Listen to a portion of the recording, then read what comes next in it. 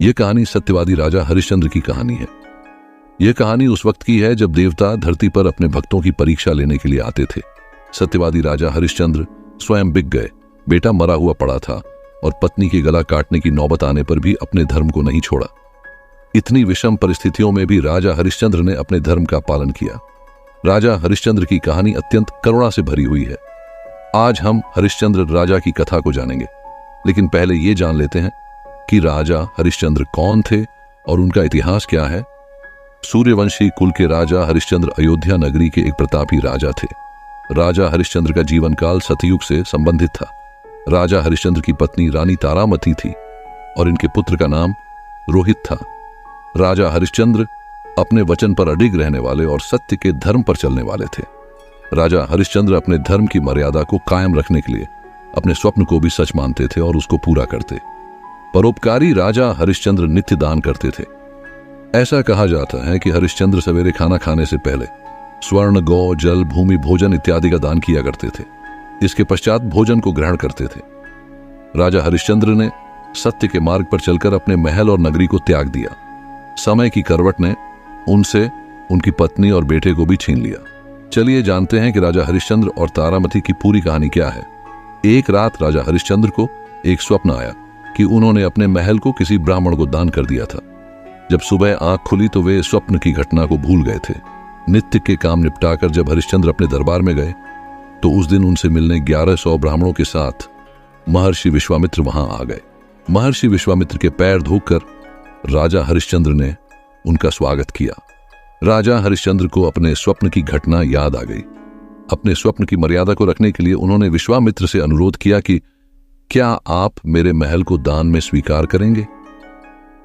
महर्षि विश्वामित्र ने राजा हरिश्चंद्र के प्रस्ताव को स्वीकार कर लिया। राजा हरिश्चंद्र ने सभी ब्राह्मणों को भोजन करवाया और दक्षिणा देने लगे। महर्षि विश्वामित्र ने उनको रोक लिया और कहा, अब इस संपत्ति पर आपका कोई अधिकार नहीं है, इनका आप पहले ही दान कर चुके हैं।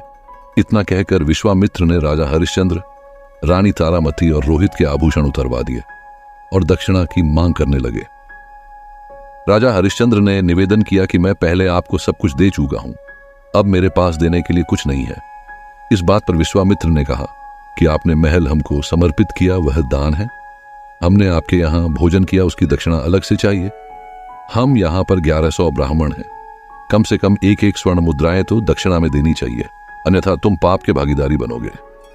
राजा हरिश्चंद्र संकट में पड़ गए और उन्होंने इसके लिए 1 महीने का समय मांगा। फिर तीनों वहां से निकल गए। विश्वामित्र ने उन तीनों को अपनी नगरी से बाहर जाने को कहा। वे वहां अयोध्या नगरी में रहकर काम नहीं कर सकते थे। विश्वामित्र द्वारा नगरी से बाहर भेज दिए जाने पर हरिश्चंद्र अपने परिवार के साथ शिवनगरी काशी पहुंच गए। काशी में पहुंचकर हरिश्चंद्र ने काम ढूंढने की कोशिश की, लेकिन उनको कोई काम नहीं मिला। विश्वामित्र का अर्ण चुकाने का आखिरी दिन था और राजा हरिश्चंद्र गंगा घाट पर बैठे थे। राजा हरिश्चंद्र ने मां गंगा से प्रार्थना की, अगर मैंने अपने जीवन में सत्य धर्म को निभाया है तो आज मेरे धर्म की रक्षा कर लेना। रानी तारामती वहां आई और कहने लगी कि आप मुझे बेच क्यों नहीं देते। एक पति होते हुए मेरा धर्म है कि तुम्हारी रक्षा करूं। मैं तुम्हें बेचकर अपने पति धर्म को नष्ट नहीं कर सकता। रानी तारा ने अपने पति के धर्म की रक्षा के लिए खुद को बेचने का निश्चय किया और काशी के बाजार में जाकर खड़ी हो गई। रानी ने आवाज लगाई कि कोई है जो मुझे खरीद सकता है। तब वहां एक पंडित वहां आ गए। पंडित ने कहा कि उसकी पत्नी बीमार रहती है, मेरी पूजा की तैयारी और मेरी पत्नी की सेवा कर सकती हो तो मैं तुम्हें खरीद सकता हूं। रानी तारामती ने हां भर दी और अपनी कीमत मांगी। पंडित ने 500 मुद्राएं देने को कहा। रानी ने उन 500 स्वर्ण मुद्राओं को लिया और राजा हरिश्चंद्र के चरणों में समर्पित कर दी। रानी तारामती ने कहा कि उसने अपने पत्नी धर्म को पूरा किया है, कोई गलती हुई हो तो उसको क्षमा कर दे। अब वह दासी बन गई है, इसलिए वह उनसे दूर जा रही है। इतने में वह पंडित तारामती को दर्दनाक स्थिति से बालों को पकड़कर घसीटता हुआ लेकर गया। हरिश्चंद्र ने अपनी आंखों को बंद कर लिया। वह रानी जिसके पास सैकड़ों दासियां रहती थीं, जिसके लिए फूल उठाना भी भारी था, आज वह किसी और के घर चूल्हा फूकेंगी, कुएं से पानी भरेगी और दास बनकर किसी की सेवा करेगी। रोहित ने अपनी मां को दूर जाता देख वह उससे जाकर लिपट गया। पंडित ने उसको दूर जाने को कहा। तब राजा हरिश्चंद्र ने कहा कि एक बच्चे को उसकी मां से दूर मत कीजिए, आप इसको भी अपने साथ ले जाइए। पंडित ने तारामती अभागन पर दया खाकर 100 स्वर्ण मुद्राओं में उसको भी खरीद लिया। आर्षि विश्वामित्र के वचन के अनुसार अभी 500 स्वर्ण मुद्राएं कम पड़ रही थी। राजा हरिश्चंद्र ने खुद को बेचने का निश्चय किया। काशी के बाजार में हरिश्चंद्र ने खुद की बोली लगाई। वहां आता हुआ एक चंडाल ने 500 स्वर्ण मुद्राओं में हरिश्चंद्र को भी खरीद लिया। 1100 स्वर्ण मुद्राएं पूरी होने पर विश्वामित्र के आरण से उड़ान होकर हरिश्चंद्र श्मशान घाट पहुंच गए। वहां हरिश्चंद्र ने लोगों को रोते हुए चीखते हुए देखा, मुर्दे जल रहे थे। अब से हरिश्चंद्र को यहीं पर श्मशान का पहरा देना था। वहां पर अंतिम क्रिया के लिए आने वाले लोगों से कर वसूलना और कफन के कपड़े को हटाना हरिश्चंद्र का काम था। मुर्दे के साथ आने वाले चावल और पिंडदान में आने वाले पिंड को खाकर हरिश्चंद्र को पेट भरना पड़ता था। शमशान में सोना और वहीं पर रहना पड़ता था। इतनी विपदाओं के बाद भी राजा हरिश्चंद्र ने अपने धर्म को नहीं छोड़ा और पूरी निष्ठा से अपने धर्म को निभाने में लगे रहे। एक दिन पंडित जी ने रोहित को पुष्प लाने के लिए बगीचे में भेजा। वहां रोहित को काला नाग डस लेता है और रोहित वहीं गिर जाते हैं। रोहित को जहर चढ़ने लगता है। रोहित को लगा कि वह अब नहीं बचेगा, तो जोर से चिल्लाकर कहा कि कोई है, मेरी मां को कहना कि रोहित को सांप डस गया है। किसी ने रानी तारा को सूचना दी कि उसके पुत्र को सांप ने डस लिया है। रानी ने सारे काम को छोड़कर वहां से निकलने की कोशिश की, लेकिन पंडित जी रानी को रोक लिया और सारे काम को निपटाने को कहा। रानी तारा का दुर्भाग्य देखिए, बेटा मरा हुआ पड़ा है और वह उसके पास भी नहीं जा सकती। जब पंडित जी सो गए तब रानी दौड़कर बगीचे की तरफ गई। रानी ने रोहित को देखकर रोने की कोशिश की, लेकिन गांव वालों के डर से वह खुलकर रो भी नहीं सकी। अपने बेटे के अंतिम संस्कार के लिए वहां कोई रोने वाला भी नहीं था। रानी तारा ने अपने साड़ी के पल्लू को फाड़ा और रोहित के शव को ढका। रानी ने रोहित को गोद में उठाया और वहां से शमशान की तरफ निकल गए। श्मशान में प्रवेश करते ही रानी तारा फुट फुट कर रोने लगी। रानी की आवाज को सुनकर हरिश्चंद्र की नींद खुल गई और उठकर बोले, कौन है? राजा हरिश्चंद्र के सर पर काला कपड़ा और हाथ में एक लकड़ी थी। शमशान की चिताओं की आग से हरिश्चंद्र बिल्कुल काले और भद्र हो गए थे। रानी ने उनको नहीं पहचाना और कहा, मैं रानी तारा हूं और यह मेरा बेटा जिसको सांप ने डस लिया है। यहां अंतिम संस्कार के लिए आई हूं। राजा हरिश्चंद्र ने जैसे ही ये नाम सुना उनको कुछ कुछ याद आने लगा। क्या तुम उसी दुर्भाग्यशाली हरिश्चंद्र की पत्नी हो जो अपने पति और पिता होने के धर्म को नहीं निभा सका? रानी ने हरिश्चंद्र की तरफ देखा तो वह अपने दुख पीड़ा को भूलकर उनके चरणों में गिर पड़ी और रोने लगी। राजा हरिश्चंद्र और रानी तारा दोनों रोने लगे। रानी ने होश संभाला और कहा, स्वामी, हमारे पुत्र का अंतिम संस्कार करना है। राजा हरिश्चंद्र उठकर खड़े हुए और बोले, यहां अंतिम संस्कार करने के लिए तुम्हें पहले कर देना पड़ेगा।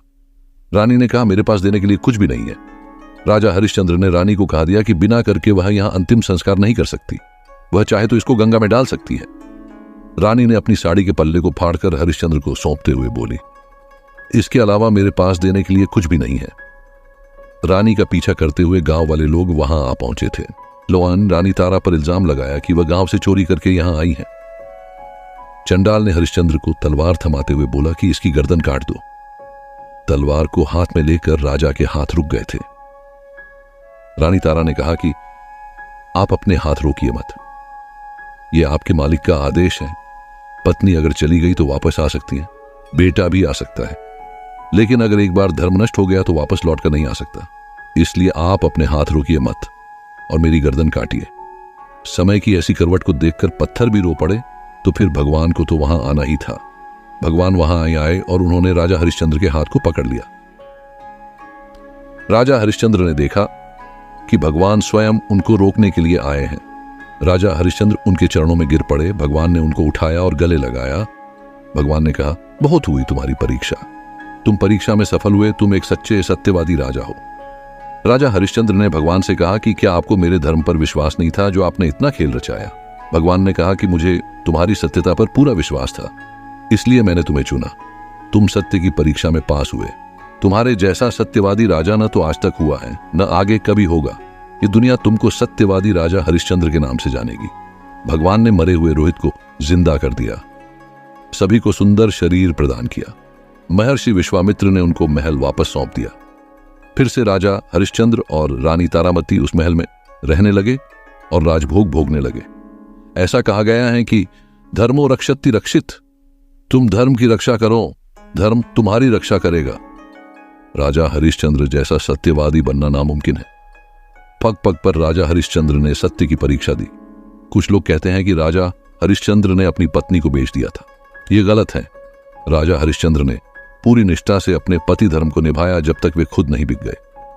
हरिश्चंद्र ने खुद के बेटे के अंतिम संस्कार करने से मना कर दिया और मालिक धर्म को निभाने के लिए अपने पत्नी पर तलवार चलाने वाले थे। इससे ज्यादा करुणा की स्थिति क्या हो सकती है? यह जरूरी नहीं है कि कई जो लोग सच्चाई के मार्ग पर चलते हैं उनके साथ कभी कुछ बुरा नहीं हो सकता है। हमारे साथ जो भी होता है उसका एक कारण होता है। हो सकता है कि परमात्मा हमारी परीक्षा ले रहा है। दोस्तों, आज की वीडियो में इतना ही था। यदि आपको यह वीडियो पसंद आया हो तो कृपया लाइक और सब्सक्राइब करना ना भूलें। अगले वीडियो के लिए बेल आइकॉन को दबाएं ताकि आप हमारे नए अपडेट्स से पूर्णित रहें, और जरूर अपने दोस्तों के साथ इस वीडियो को साझा करें। हम जल्द ही वापस आ रहे हैं एक नए और रोचक वीडियो के साथ। तब तक सुरक्षित रहें, ध्यान दें और खुद का ख्याल रखें। फिर मिलते हैं।